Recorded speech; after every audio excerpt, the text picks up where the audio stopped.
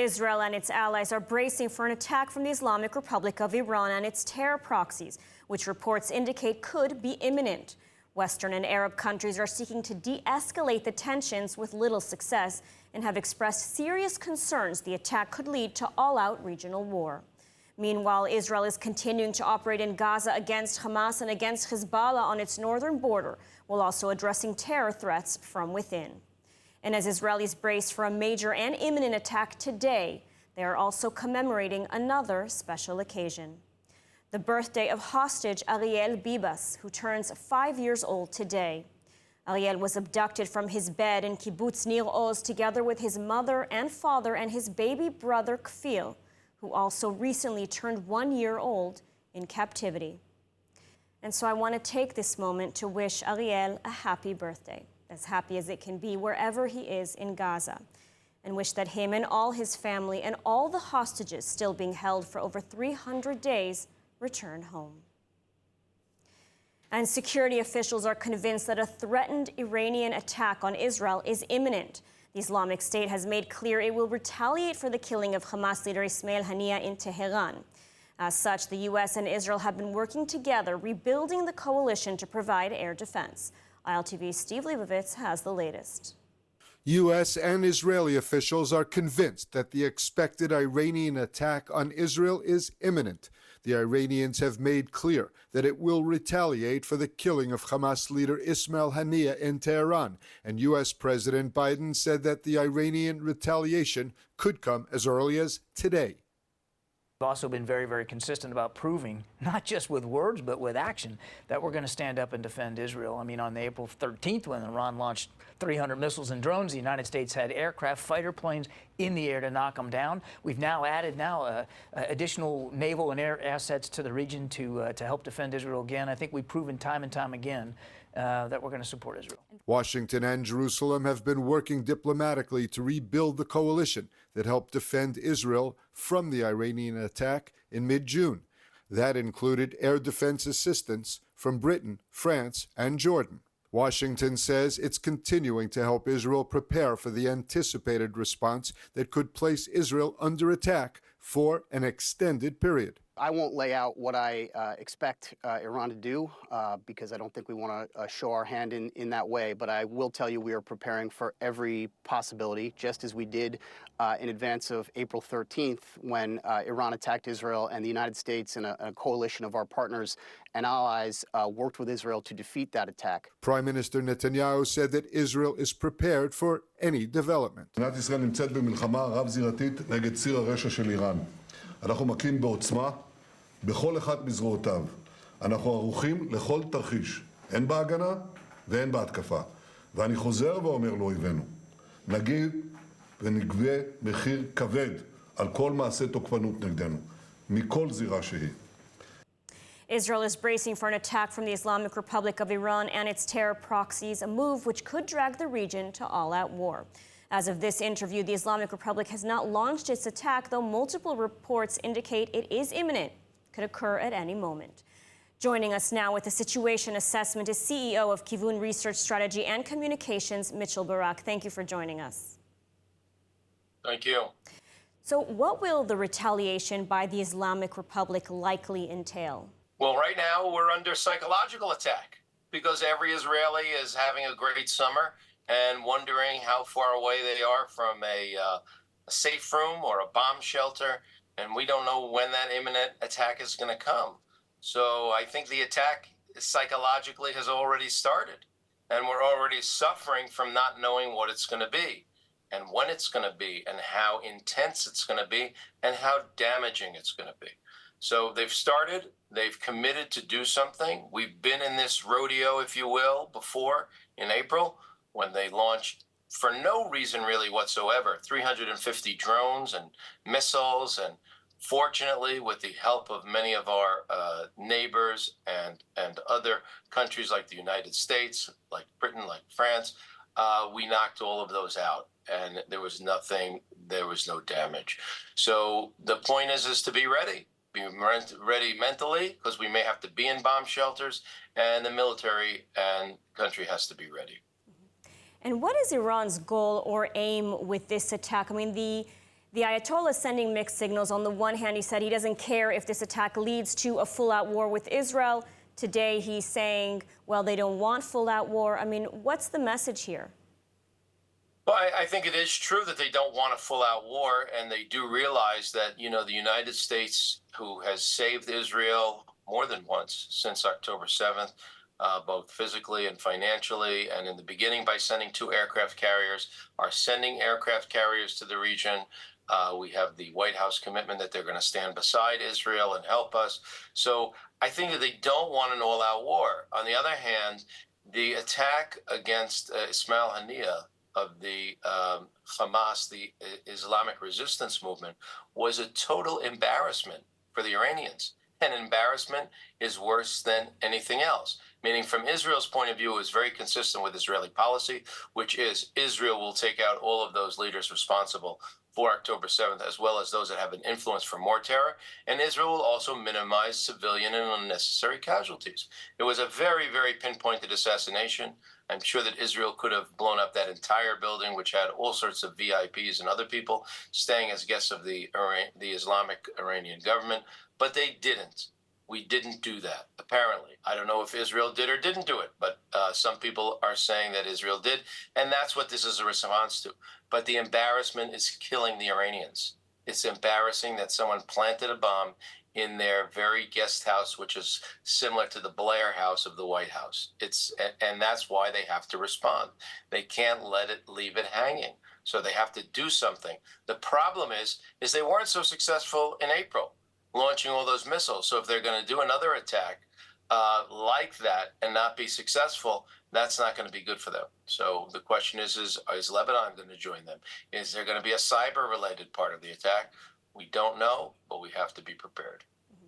And as you mentioned, the last time Iran attacked Israel in April, we did see an impressive coalition of allies, including Arab countries. And the Islamic Republic now has threatened these countries and said that if they help Israel, they will also be targeted. I mean, what do you make of this threat?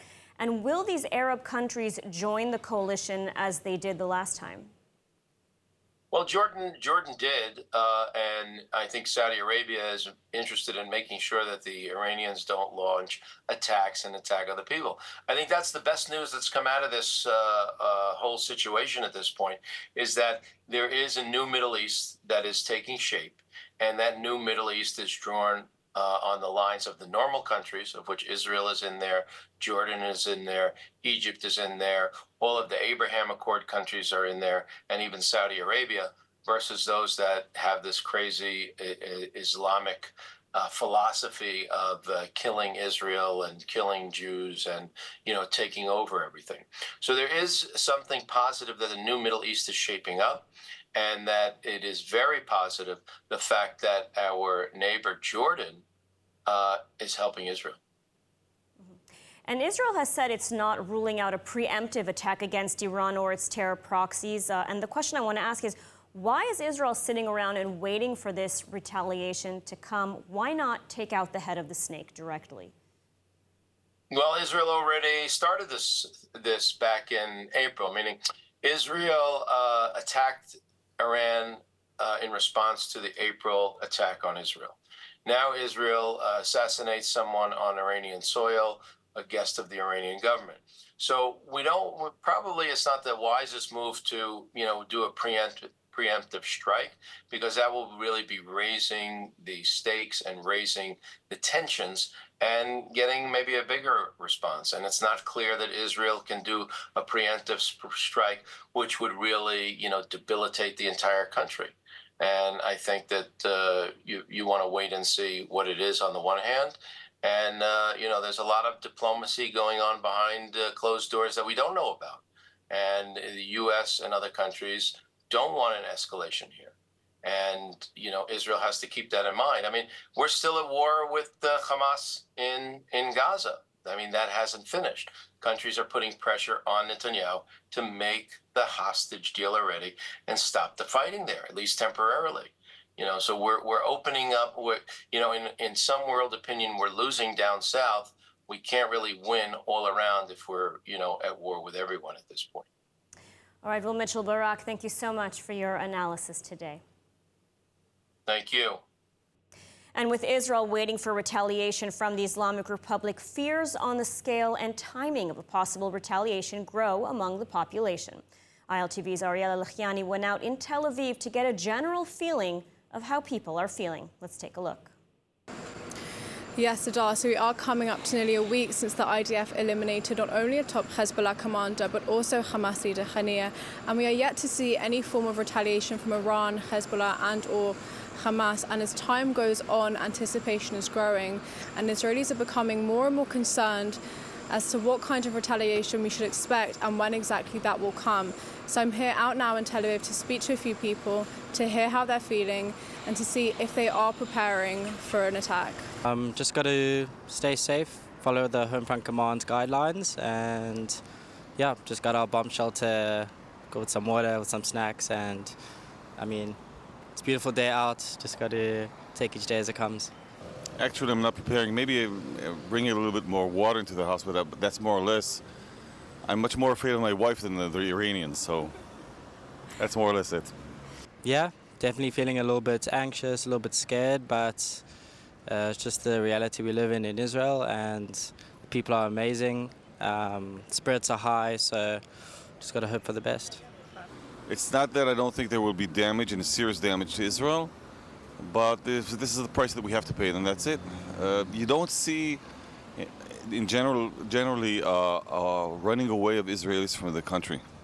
You see them standing quite strong. It's quite impressive, I think, because there's no way to run away. That's it. I think, in Hebrew, "En ani li mili," like it's just me for me. But I think we have help from America, but it's just Israel. Am Israel Chai. I think this, the support last time in the Iranian attack really showed the strength we built in our allies. So I really hope it's a good versus evil thing again, and the world can come together to really fight and battle evil. And the IDF Home Front Command has launched a new system to send location-based public warning messages directly to mobile phones. This technology aims to enhance emergency alert capabilities during large-scale events like rocket attacks. ILTV's editor-in-chief Maayan Hoffman has more. The IDF Homefront Command has introduced a new system for sending location-based public warning messages after successful trials. The alert system, known as Cell Broadcast, allows short messages to be sent to multiple phone users within a defined area. Similar systems are used in many other countries. The messages reach mobile phones directly, requiring no action from the recipient. This internationally recognized cellular technology can distribute messages to many subscribers in the same area simultaneously. The Homefront Command said that the system will be useful during large-scale emergencies, such as rocket attacks on Israel. Alerts will appear on users' phones and will be accompanied by an alarm and an emergency message.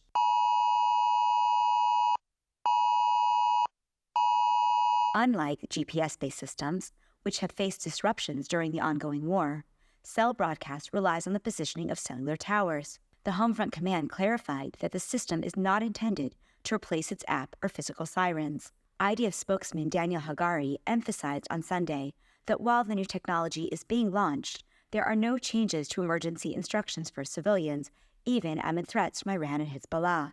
He reassured, "We are working to provide adequate warnings to prepare for any threat, but until further notice, there are no changes to the Homefront Command guidelines." In a world where truth matters, stay informed with ILTV News, your source for accurate, timely, and insightful coverage from Israel. Join our community of global supporters who believe in the power of truth and the importance of Israel's story. At ILTV, we bring you the news that shapes our nation and connects us all. If you believe in Israel, if you believe in truth, this is your call to action. Become a part of the ILTV news community today. Visit ILTV.tv and subscribe now. Your support means more than ever. And now, as ILTV's Ariel Elal reported yesterday, several airlines have canceled their Tel Aviv routes amid potential threats from Hezbollah and Iran. However, Israel's national carrier Elal has increased its efforts to ensure Israelis can travel wherever they need to go. In a further supportive move, Elal announced that it has implemented a flexible cancellation policy to accommodate its customers' needs. Passengers with flight tickets for departures between August 1st and August 10th, issued before August 4th, can cancel their flights in exchange for a full value voucher for future use on Elal flights. This policy applies to tickets in all cabins. More information on that program is available online. And Arab countries are also trying to de-escalate tensions ahead of an expected Islamic Republic attack on Israel.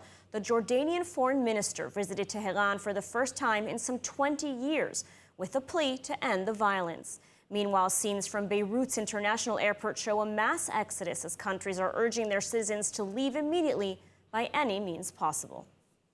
Jordanian Foreign Minister Ayman Safadi concluded a rare visit to Iran on Sunday in an attempt to de-escalate tensions in the region. While there, the foreign minister met with Iran's new president, Masoud Pezeshkian.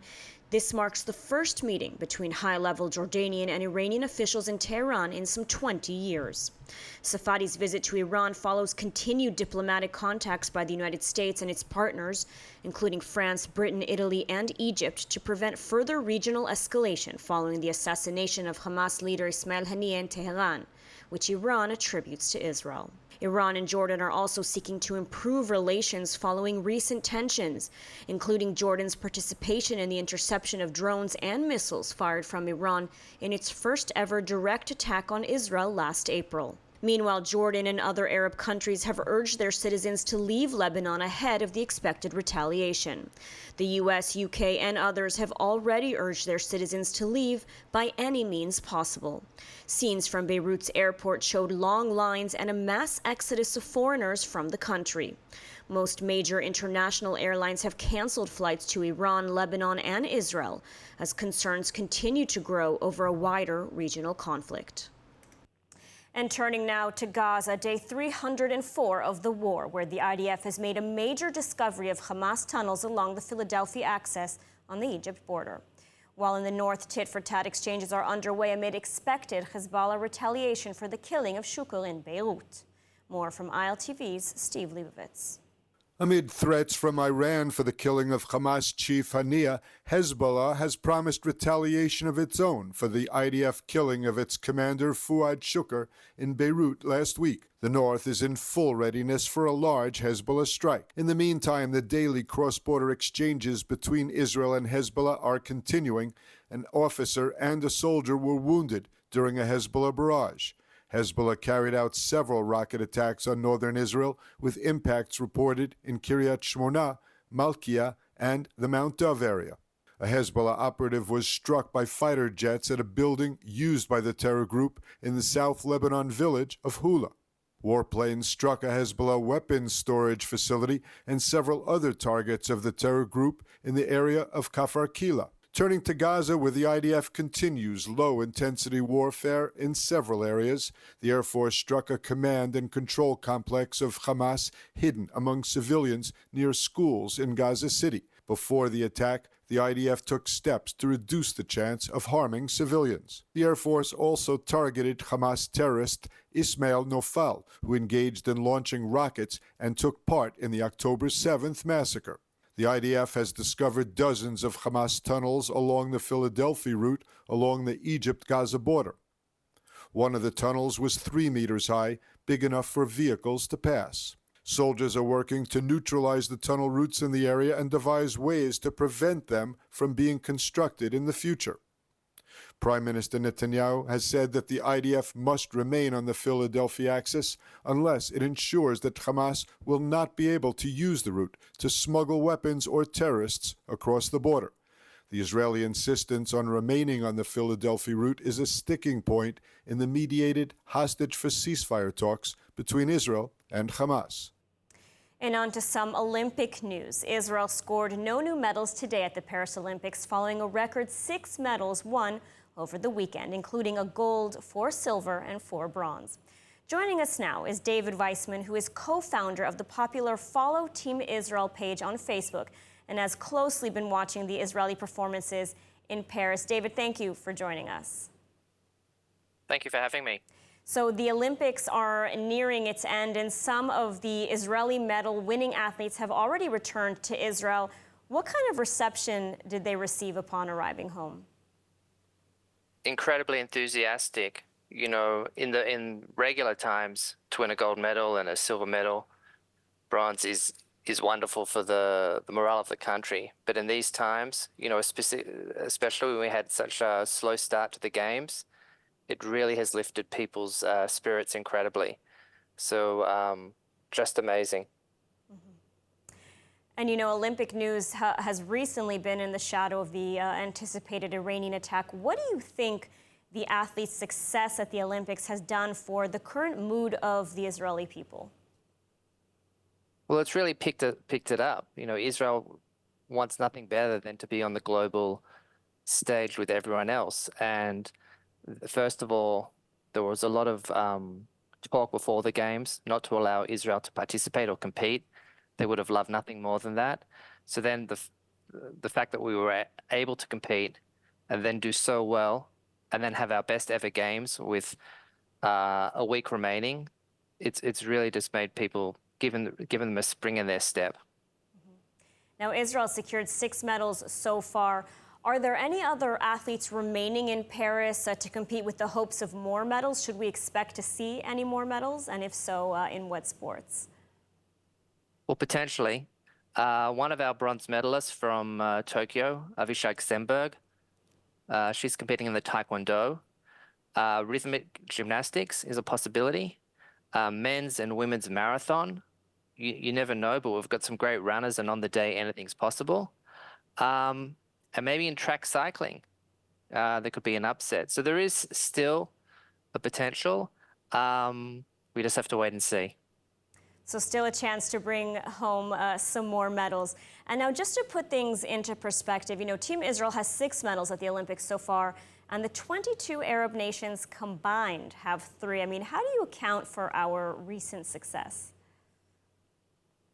You know, we treat it like anything else. You know, our startup mentality, and the athletes are very committed. There's been more resources being put into it, and really they're unbelievably resilient. You know, and it's also a great strategy to sort of look at specific sports such as sailing and judo, as opposed to sort of like looking at yourself thin. The Israeli Olympic Committee specifically said beforehand that it had very high standards. It didn't just want to send athletes for the sake of it, but it wanted athletes there who had a really good possibility to actually win a medal. And now we've seen that. So it's been incredible. And they have to be applauded, you know, for everything they've done.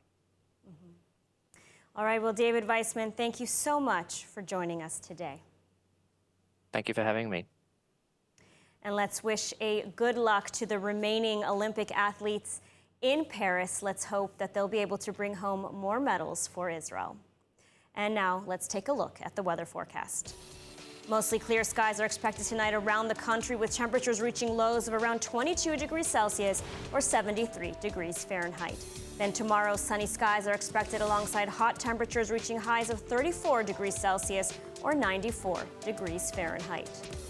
And that's a wrap for today's news. For the latest updates from Israel on all your devices, be sure to follow our ILTV channels, subscribe to our newsletter, and explore our website, ILTV.tv. Stay informed with the latest news straight from the heart of Israel.